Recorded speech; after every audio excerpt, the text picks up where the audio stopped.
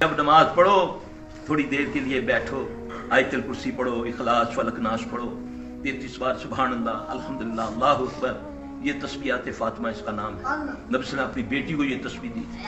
पढ़ो ना, तुम्हें सुस्ती काहिली नहीं होगी। तुम्हारे पहली नमाज से दूसरी नमाज तक के जो गुनाह है सारे इसके पढ़ने से माफ हो जाएंगे।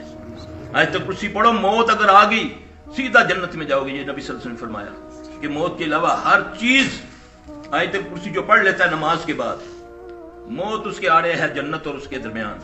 अल्लाह ना करे अगर उसको मौत आई तो वो सीधा जन्नत में, उसने नमाज के बाद आयतुल कुर्सी पढ़ी।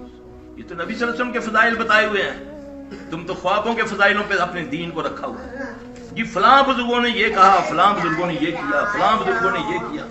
ये तो किया क्या है? एक आबिद में और एक आलिम में फर्क है। पूछा या रसूल सल्लल्लाहु अलैहि वसल्लम, आबिद कहते हैं इबादत करने वाले, आबिद और आलिम में क्या फर्क है? एक आलिम की मौत पूरे जहान की मौत है। आज से 3 महीने पहले इतने इतने जियत आलम 25-30 फौत हुए जबकि बाद दिख रहे। ऐसे वलीउल्लाह लोग, किसी को खबर नहीं।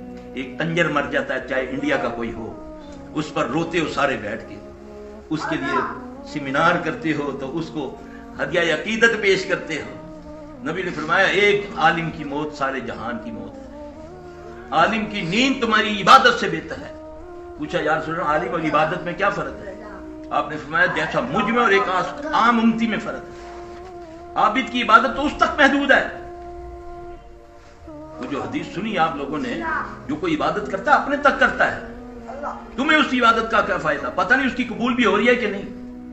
वो बस्ती का वाकया है ना, हदीस तो बड़ी कॉमन सुनी हुई ना, कि एक बस्ती है, अल्लाह ने हुक्म दिया फरिश्तों को सारी बस्ती को उलट दो, ये नाफरमानों की बस्ती है। एक फरिश्ता कहने लगा या अल्लाह, एक बंदा हमने जब से देखा है उसने कभी तेरी नाफरमानी नहीं की, हर वक्त तेरी याद में रहता है। मेरा अल्लाह फरमाता है उससे अजाब शुरू करो, कि उसने अपने तक महदूद रखी, उसने लोगों तक नहीं फैलाया। हमें तो हुक्म है बल्ले वन्नी बुलाओ आया। जिसको एक बात पता है वो आगे बयान करे। इस्लाम बताते हुए शर्माते हो, इस्लामी बात करते हुए शर्माते हो कि मेरी रेटिंग कम हो जाएगी। हाँ जी, मरासियों भांडों को बैठकर किसी को हंसाते हो, किसी को रुलाते हो, किसी की इज्जत उछालते हो, किसी को इज्जत देते हो। ऐसा ही है ना, भांड मरासी बैठे हुए हैं, हंसा रहे हैं। नबी सल्लल्लाहु अलैहि वसल्लम ने फरमाया ज्यादा हंसी दिल को मुर्दा करती है। सल्लल्लाहु अलैहि वसल्लम, किसी ने झूठ बोलकर किसी को हंसाया, वो अपना ठिकाना दोज़ख समझे। ये नबी सल्लल्लाहु अलैहि वसल्लम ने फरमाया।